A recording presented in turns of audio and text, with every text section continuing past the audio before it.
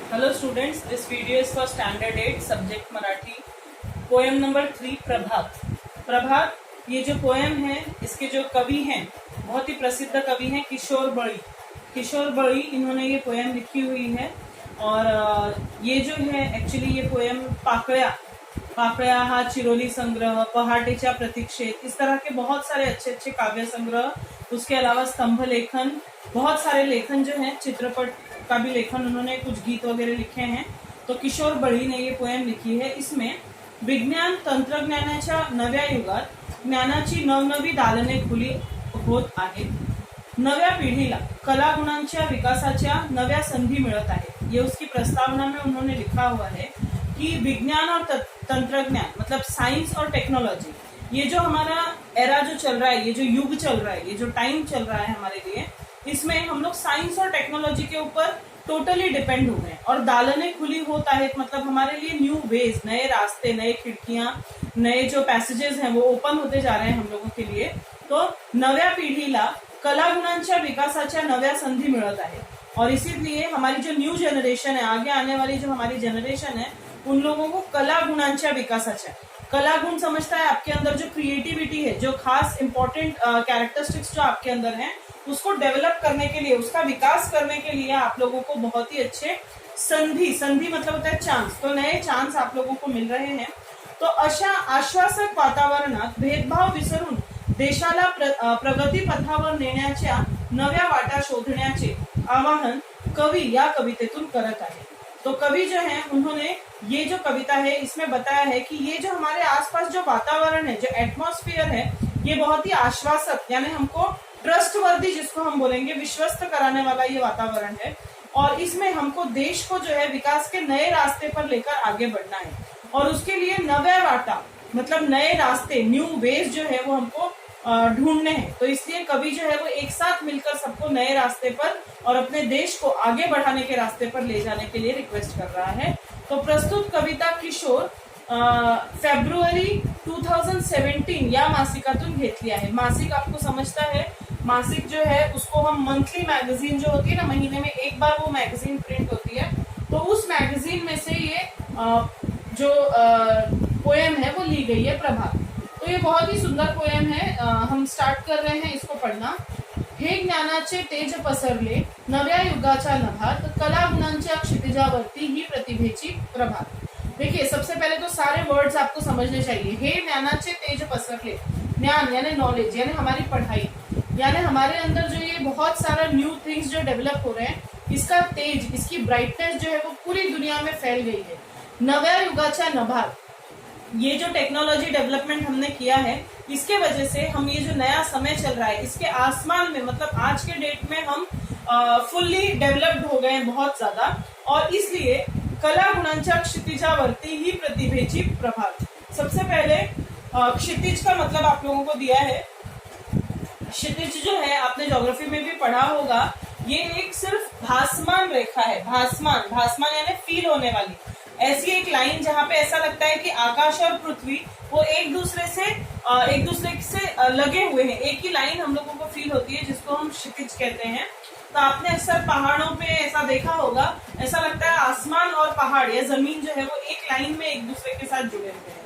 तो इसलिए कला गुणांच्या क्षितिजावरती, यहाँ पे क्षितिज जैसे मैंने धरती और आसमान बताया, वैसे ही यहाँ पे क्षितिज किस चीज का है, कला और गुणों का.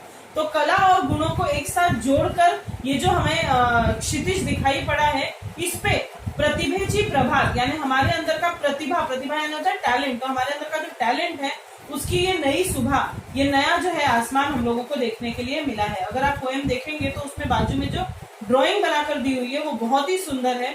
उसमें हमको देखो बताया गया है कि कैसे हम नए रास्तों पे आगे बढ़ रहे हैं. खुला आकाश है हमारे लिए, अपने ज्ञान का आकाश हमने सब तरफ में अपने ज्ञान का प्रकाश इस आसमान में फैला के रखा हुआ है.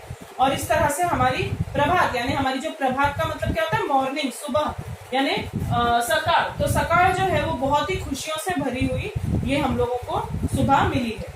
भव्य पटांगण, बाग मनोहर, फुला पाखरांचे जग सुंदर. भव्य पटांगण, व्हाट इज मीन बाय पटांगण? पटांगण मीन्स ग्राउंड. आज जो है, पहले के समय में ये चीजें नहीं थी. आज के समय में बच्चों के खेल कूद पे भी उतना ही ध्यान दिया जाता है जितना उनकी पढ़ाई पे. तो आप लोगों के लाइफ को सारी जो सुटेबिलिटी है, जो भी चीजें जरूरी है, वो सारी की सारी देखो आपको मिली हुई है। जैसे बड़े बड़े ग्राउंड्स मिले हैं, बाग मनोहर यानी बहुत ही सुंदर सुंदर बाग बगीचे जो है वो मिले हुए हैं। फुला पाखरांचे जग सुंदर, और आपके आसपास जो है फूल और पाखरे, पाखरे यानी क्या होता है, छोटे इंसेक्ट्स, पंक्षी, उन सबसे भरा हुआ ये सुंदर सा जग जो है, जग यानी होता है विश्व, दुनिया। तो ये पूरा दुनिया, पूरा विश्व जो है आप लोगों को मिला हुआ है। आपुलकीचा सुवास पसरे मना मनांतुर इथे निरंतर, और यहाँ पर आपुलकी, आपुलकी मतलब क्या होता है, अपनेपन का, अपनेपन का जो है वो सुवास, सुवास यानी होता है सुगंध।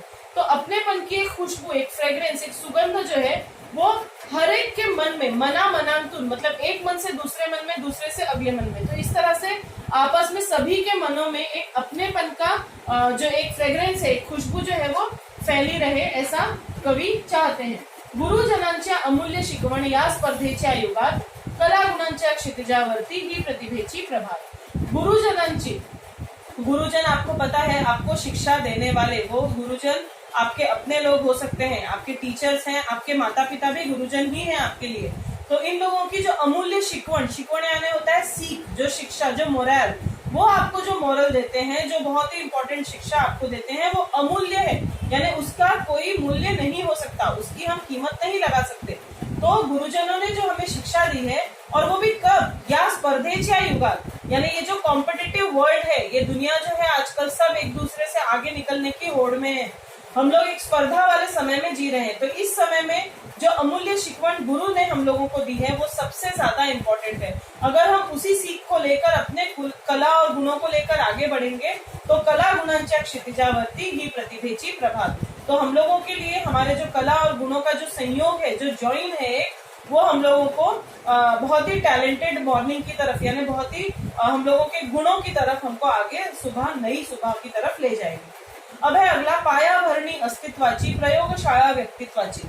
पाया भरणी का मतलब क्या होता है, देखिए पाया मतलब होता है बेस, और भरणी यानी बेसमेंट को मजबूत करना। किस चीज का बेसमेंट है ये, अस्तित्व का, यानी हमारे अपने एग्जिस्टेंस का, हमारे होने का। हम जो इस दुनिया में रह रहे हैं ना, तो हमारे देखिए दुनिया में लोग आते हैं, आकर चले जाते हैं, उनके बारे में हम 4 दिन याद रखते हैं, 5वें दिन हम भूल जाते हैं। बट जो अस्तित्व है ये हमारा बहुत ही जो पावरफुल, अगर हमको अपना अस्तित्व बनाना है, अगर हमको हमारे जो पर्सनालिटी है या जो हमारा जो एग्जिस्टेंस है उसको बहुत ही पावरफुल बनाना है, तो उसके लिए क्या करनी पड़ेगी, पाया भरनी करनी पड़ेगी।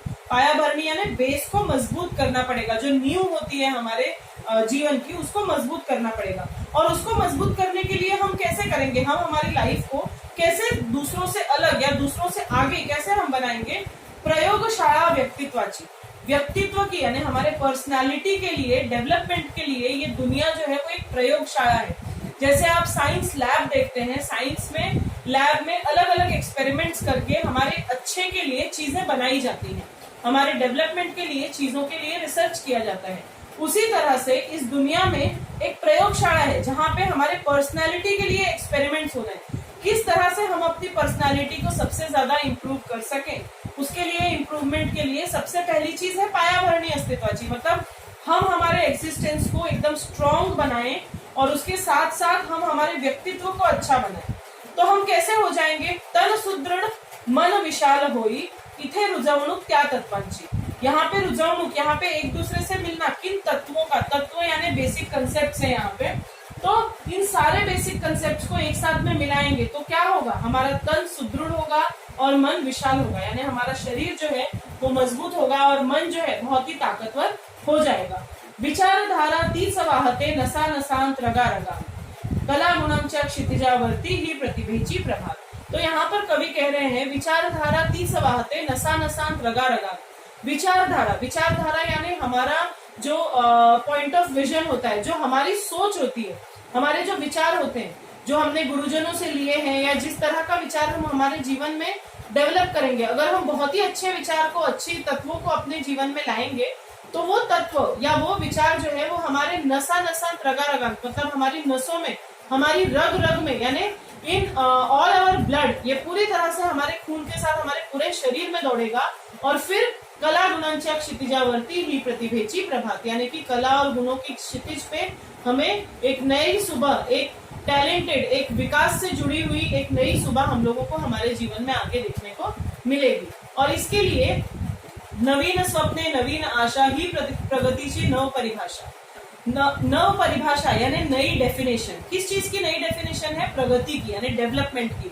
अगर हमें डेवलपमेंट, हमने देखो पहले अपने दिमाग में बैठाया होगा कि डेवलपमेंट करने के लिए हमको क्या क्या चीजें करनी पड़ती हैं, पर ये जो नया समय चल रहा है, इस नए वक्त में हमें अगर प्रगति की नई परिभाषा मिली है, न्यू डेफिनेशन मिली है, और क्या है उस नई डेफिनेशन में, नई परिभाषा में?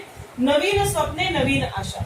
अगर आप देखें तो जैसे अगर हम बात करें, पहले कभी किसी ने सोचा नहीं होगा कि हम मंगल ग्रह तक जा सकते हैं, लेकिन वो नए सपने थे, नई आशा थी, और उन्हीं नए सपनों और आशा के लिए हमने बहुत ही मेहनत की, और फिर हमने वो उन्हीं नए सपने और नई आशा के आधार पे, उन्हीं को बेस बना के हमने प्रगति हासिल की है। तो इसलिए उन्होंने प्रगति की नई परिभाषा बताई है कि नवीन स्वप्ने नवीन आशा ही प्रगतीची नव परिभाषा, परिश्रमाने अभ्यासाने उन्नत बनवू आपल्या देशा।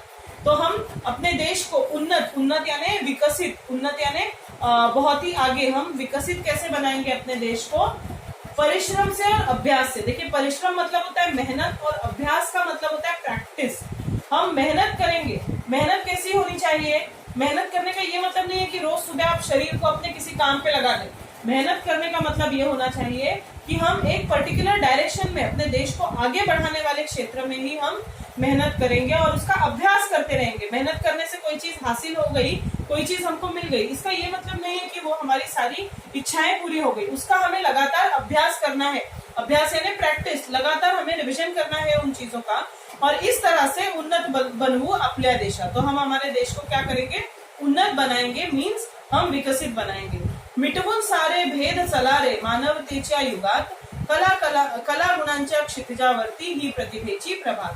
तो मिटवून सारे भेद चला रहे। भेद यानी होता है डिस्क्रिमिनेशन, जो हम डिवाइड करते हैं, आदमी है, औरत है, अलग अलग, अमीर है, गरीब है, ऊपर जाति का है और नीचे की जाति का है। तो इस तरह से जो हम डिस्क्रिमिनेट करते हैं, इसको हम क्या करें? मिटा दें। इन सारे डिस्क्रिमिनेशन को हम हटा दें, इन सारे भेदभाव को जो है हम खत्म कर दें। और हम कौन से युग में जी रहे हैं? मानवतेच्या युगात, यानी ह्यूमनिस्टिक वर्ल्ड में हम जी रहे हैं। इंसानों के लिए, आज हमारे लिए सबसे इंपॉर्टेंट क्या होता है? एक इंसान, मानव जो है, ह्यूमन बीइंग, वो सबसे जरूरी चीज है। तो उसको ही बेस मान के हम सभी भेदभाव को भुला दें, और फिर हम क्या करें?